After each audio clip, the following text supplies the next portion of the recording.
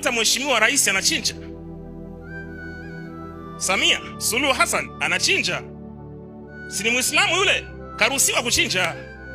Dini yake inamruhusu. Wenzetu kule wana sikukuu, sema sikukuu.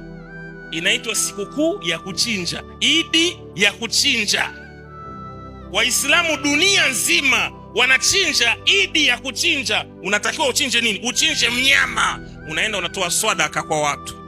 Na mheshimiwa rais kwa sababu na yeye ni Muislamu, waziri mkuu na yeye kwa sababu ni Muislamu, na yeye pia anashiriki pia. Unaelewa vizuri? Sikukuu ya kuchinja. Hawaoni aibu, hawaoni haya. Sisi sasa wenye Biblia yetu na maandiko yamewekwa, ukifanya hivyo unanyoshwa mkono. Unaitwa Freemason. Sikukuu ya kuchinja. Dunia nzima Waislamu wanafanyaje? Wanachinja. Ile nyama wanafanyaje? Wanawapa maskini, wanawapa yatima, wanawapa majirani, wanakula.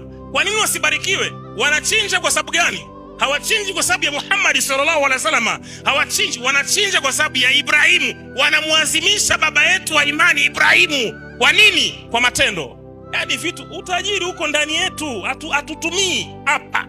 Ni ubishi tu, ni kunena kwa lugha tu. Kunena kwa lugha kwingine ni kwa uongo, ni kwa kutengeneza.